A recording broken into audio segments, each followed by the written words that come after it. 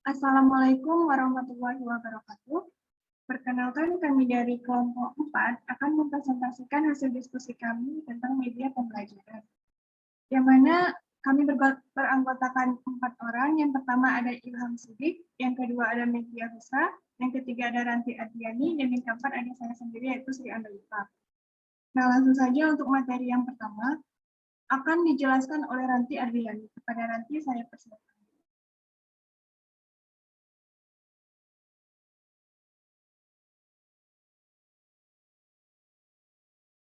Maaf sebelumnya Ranti, mic-nya belum di-on. Baik, terima kasih kepada moderator. Saya akan menjelaskan tentang definisi media pembelajaran. Menurut Cangara, media merupakan seperangkat alat atau sarana yang digunakan untuk menyampaikan atau menyalurkan baik pesan maupun informasi dari komunikator kepada halayak. Sedangkan menurut Gerlach dan Ellie, media apabila dipahami secara garis besar, materi atau kejadian yang membangun kondisi yang membuat siswa mampu memperoleh pengetahuan, keterampilan, ataupun sikap. Sehingga dapat disimpulkan bahwa media pembelajaran adalah segala sesuatu yang dapat digunakan untuk menyalurkan pesan dari pengirim ke penerima, sehingga dapat merangsang pikiran, perasaan, perhatian, dan minat siswa sedemikian rupa sehingga proses belajar dapat terjadi. Selanjutnya yaitu jenis-jenis media pembelajaran. Yang pertama ada media cetak. Media cetak merupakan media yang disiapkan di atas kertas untuk pengajaran dan informasi. Contohnya ada buku teks atau buku ajar, ada majalah, koran, brosur, dan selebaran. Yang kedua yaitu media pajang. Media pajang merupakan media yang umumnya digunakan untuk menyampaikan pesan atau informasi di depan kelompok kecil. Contohnya ada papan tulis, flip chart, papan magnet, papan kain flanel, dan globe. Yang ketiga yaitu media grafis. Media grafis juga termasuk ke dalam media visual yang berfungsi untuk menyalurkan pesan dari sumber penerima pesan ke penerima pesan, di mana pesan tersebut dituangkan melalui lambang atau simbol komunikasi visual. Contohnya ada bagan, grafik, diagram, poster, karikatur, gambar, dan komik. Yang keempat yaitu media 3 dimensi. Media 3 dimensi merupakan sekelompok media tanpa proyeksi yang penyajiannya secara visual 3 dimensi. Media 3 dimensi ini berwujud seperti wujud aslinya. Contohnya peta dan globe, boneka, dan topeng. Selanjutnya yaitu media visual. Media visual merupakan media yang bersifat elektronik yang diproyeksikan dan terdiri dari perangkat keras atau hardware dan perangkat lunak atau software. Contohnya yaitu ada overhead proyektor atau lampu proyektor yang memiliki lensa pada projection yang berfungsi untuk membawa gambar ke layar atau screen. Kemudian ada film strip dan slide. Selanjutnya yaitu media audio. Media audio berkaitan dengan indera pendengar, di mana pesan yang disampaikan dituangkan dalam bahasa baik verbal maupun nonverbal. Contohnya yaitu radio dan alat perekam pita magnetik. Alat perekam pita magnetik itu merupakan salah satu media pendidikan yang mudah menggunakannya. Selanjutnya yaitu media audiovisual. Media audiovisual dapat berupa film bersuara atau gambar hidup dan televisi. Contohnya yaitu video dan televisi. Jenis media yang selanjutnya yaitu media multimedia. Multimedia merupakan penggabungan dua atau lebih media yang terpadu, seperti teks, grafik, animasi, dan video. Multimedia ini merupakan suatu sistem penyampaian dengan menggunakan berbagai jenis bahan belajar yang membentuk satu unit. Contohnya aplikasi program, pet simulation, dan e-book. Sekian penyampaian materi dari saya. Selanjutnya saya kembalikan kepada moderator. Baik, terima kasih kepada Ranti Ardiani yang telah menjelaskan materinya. Nah, untuk materi yang selanjutnya yaitu tentang manfaat media pembelajaran yang akan saya jelaskan. Untuk manfaat media pembelajaran ini tentu ada beberapa manfaat. Di antaranya yang pertama yaitu menjelaskan materi pembelajaran atau objek yang abstrak atau tidak nyata menjadi konkret manfaatnya. Yang kedua yaitu memberikan pengalaman nyata dan langsung karena siswa dapat berkomunikasi dan berinteraksi dengan lingkungan tempat belajarnya. Yang ketiga yaitu mempelajari materi pembelajaran secara berulang-ulang. Selanjutnya, yang keempat itu ada manfaatnya memungkinkan adanya persamaan pendapat dan persepsi yang benar terhadap suatu materi pembelajaran atau objek. Yang kelima, menarik perhatian siswa sehingga membangkitkan minat, motivasi, aktivitas, dan kreativitas bagi siswa. Yang keenam, membantu siswa belajar secara individual, kelompok, atau klasikal. Yang ketujuh, itu ada materi pembelajaran lebih lama diingat dan mudah untuk diungkapkan kembali dengan cepat dan tepat. Yang kedelapan yaitu mempermudah dan mempercepat guru menyajikan materi pembelajaran sehingga siswa mudah mengerti. Yang kesembilan itu mengatasi ruang, waktu, dan indera.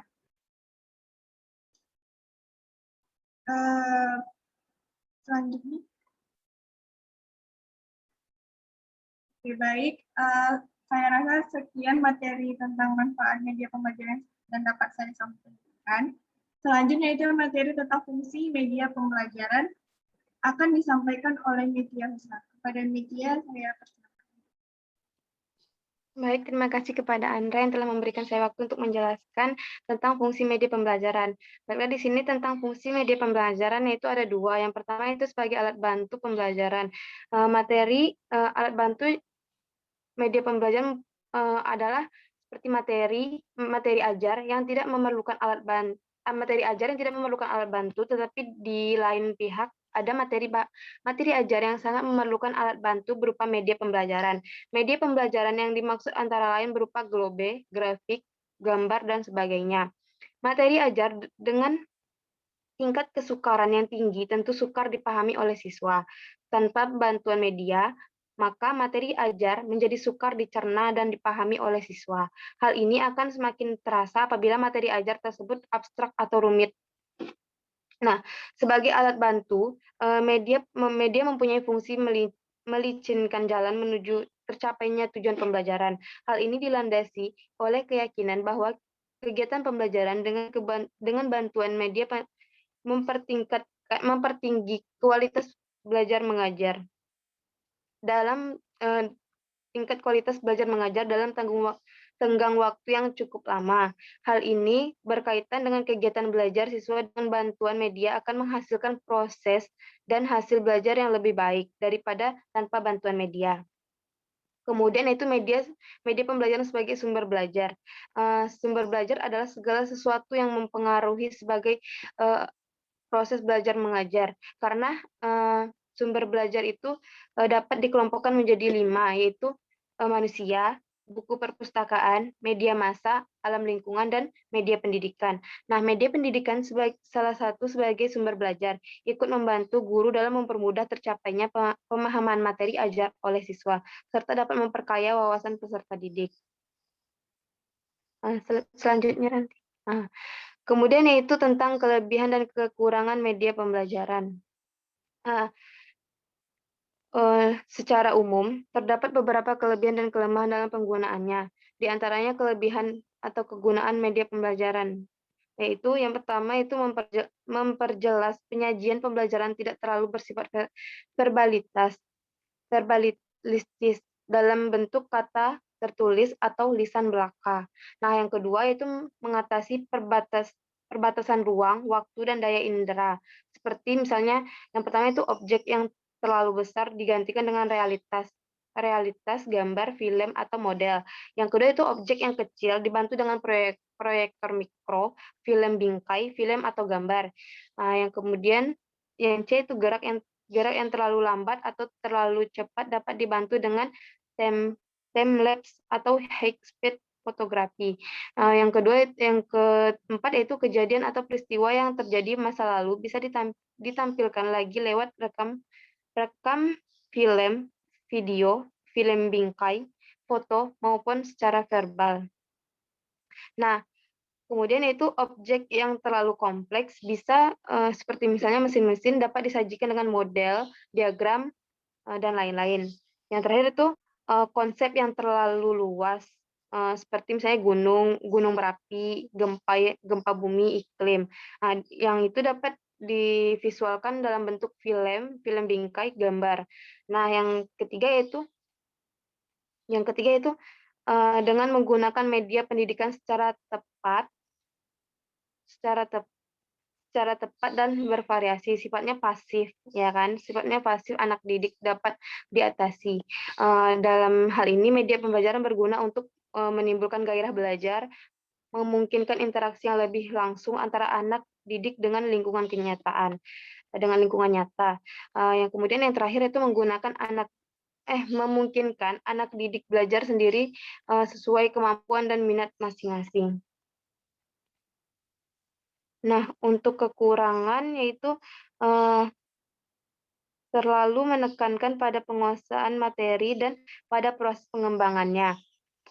Ada beberapa ya kelemahan sehubungan dengan gerakan pengajaran visual, antara lain yaitu dia menekankan bahwa visualnya sendiri dengan tidak menghiraukan kegiatan-kegiatan yang lain yang berhubungan dengan desain, pengembangan, produksi, evaluasi, dan pengelolaan bahan-bahan visual. Di samping itu juga bahan visual dipandang sebagai alat bantu semata bagi guru dalam proses pembelajaran, sehingga keterpaduan antara bahan pembelajaran dan alat bantu tersebut diabaikan. Nah, dari kelemahan audiovisual adalah terlalu menekankan pada penguasaan materi dan daripada proses pengembangannya, dan terhadap memandang materi audiovisual sebagai alat bantu guru dalam proses pembelajaran. Slide selanjutnya, Ranti. Nah, kemudian itu dasar-dasar pengembangan media pembelajaran. Yang pertama itu tentang penyusunan rancangan. Nah, kalau untuk penyusunan rancangan yaitu yang pertama yaitu menyusun langkah-langkahnya. Yang pertama itu analisis kebutuhan karakteristik siswa. Nah, di sini kita membutuhkan belajar siswa adalah kesenjangan antara kemampuan keterampilan dan sikap siswa yang kita harapkan dengan mereka memiliki saat ini. Kebutuhan belajar ini harus dijadikan patokan bagi guru dalam menyusun bahan pembelajaran baik berupa materi maupun media yang akan dikembangkan untuk membantu proses pembelajaran agar efektif. Yang kedua itu perumusan tujuan instruksional, itu sesuatu yang sangat penting dalam kegiatan kita. Tujuannya dapat memberikan arah tindakan yang kita lakukan. Yaitu tujuan ini juga dapat dijadikan acuan ketika kita mengukur apakah tindakan kita betul atau salah. Nah, atau tindakan kita berhasil atau gagal dalam proses pembelajaran mengajar. Tentu instruksional merupakan faktor yang sangat penting. Tujuan dapat memberikan arahan kemana siswa pergi, bagaimana ia harus ke sana, dan bagaimana ia tahu bahwa telah mencapai tujuan yang tepat. Nah, kemudian itu perumusan butir-butir materi secara terperinci yang mengandung tercapainya tujuan. Untuk pengembangan bahan materi dilakukan untuk mencapai tujuan instruksional pembelajaran. Pada poin sebelumnya telah dibahas tadi kan bahwa rumus tujuan instruksional itu telah dirumuskan sebagai hal analisis lebih lanjut. Seperti halnya pada waktu kita merumuskan tujuan instruksional, demikian pula dengan harus kita lakukan dalam mengembangkan bahan materi yang harus dipelajari siswa agar tujuan pembelajaran berjalan secara efektif. Nah, kemudian yang terakhir itu mengembangkan alat pengukuran keberhasilan. Nah, di sini kita bisa mengukur, kita perlu merancang dengan seksama, dikembangkan sebelum naskah program media ditulis, agar sebelum kegiatan belajar mengajar dilaksanakan, alat ini dapat berupa tes. Alat ini bisa berupa tes, pengukur, penguasaan, atau daftar cek perilaku. Nah,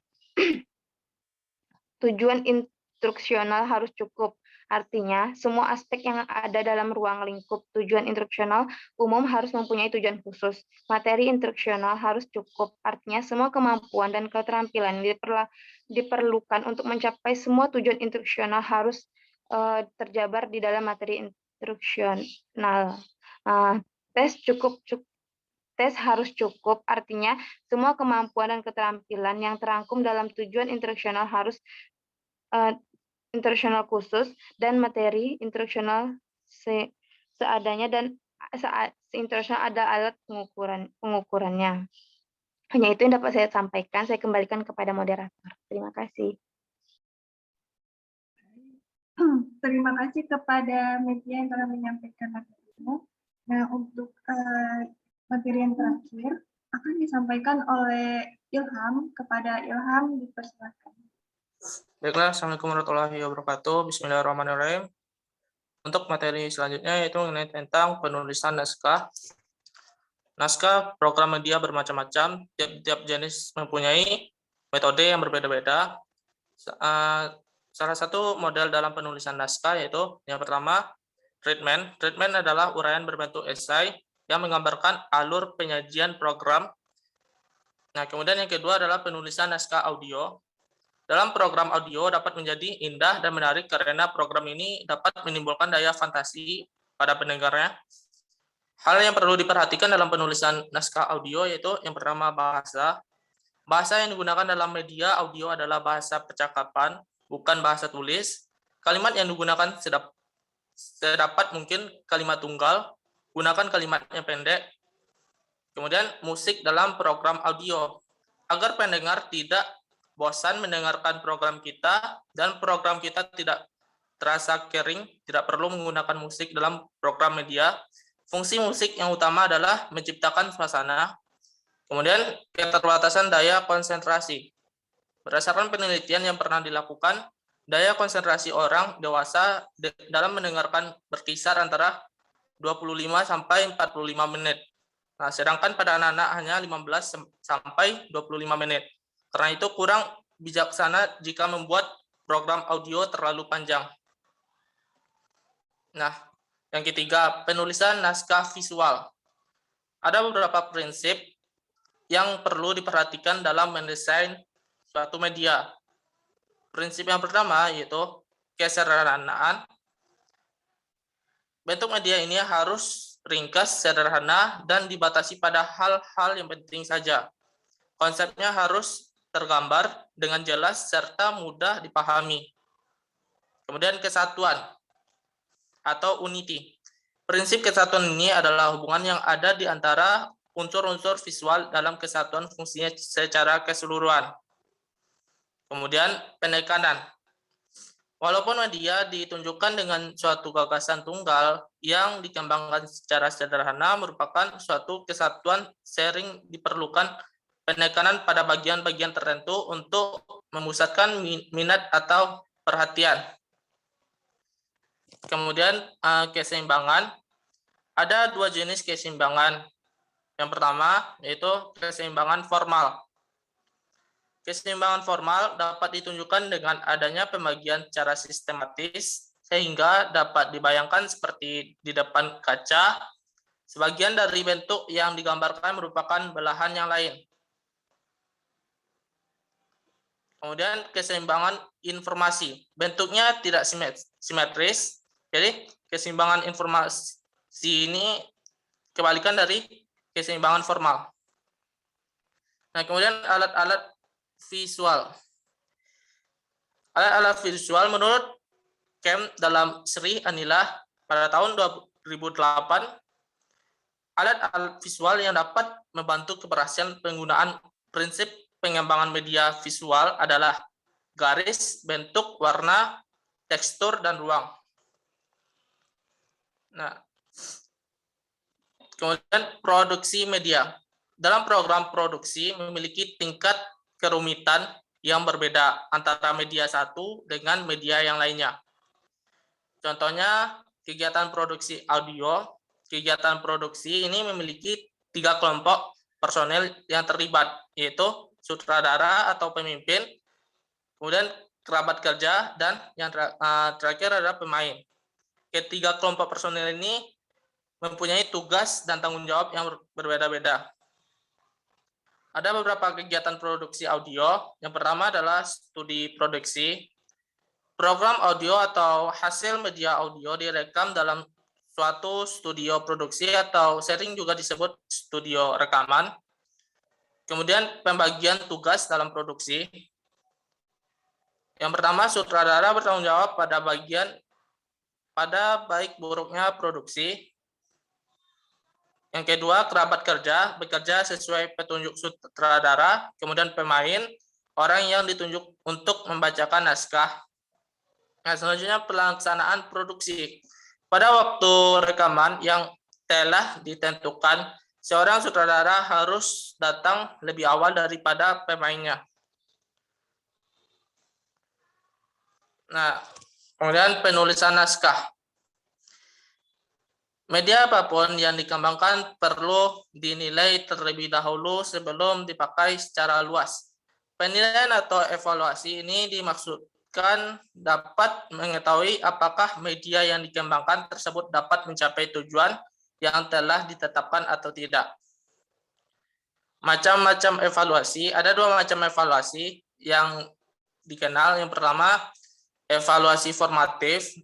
Evaluasi formatif adalah proses yang dimaksudkan untuk mengumpulkan data tentang eksplisitas dan efisiensi bahan-bahan pembelajaran termasuk media. Tujuannya untuk mencapai tujuan yang telah ditetapkan. Kemudian evaluasi sumatif. Dalam bentuk final setelah diperbaiki dan disempurnakan, perlu dikumpulkan data. Hal ini untuk menentukan apakah media yang dibuat patut digunakan dalam situasi-situasi tertentu. Di samping itu, untuk menentukan apakah media tersebut benar-benar efektif, seperti yang dilaporkan, jenis evaluasi ini disebut evaluasi sumatif. Oke, sekian dari saya kembalikan kepada moderator.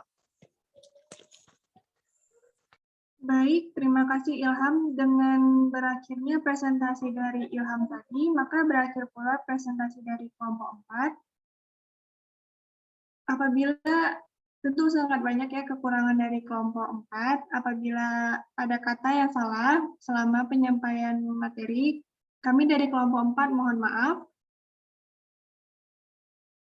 Dan kami akhiri dengan Assalamualaikum warahmatullahi wabarakatuh. Pusing saya bilang.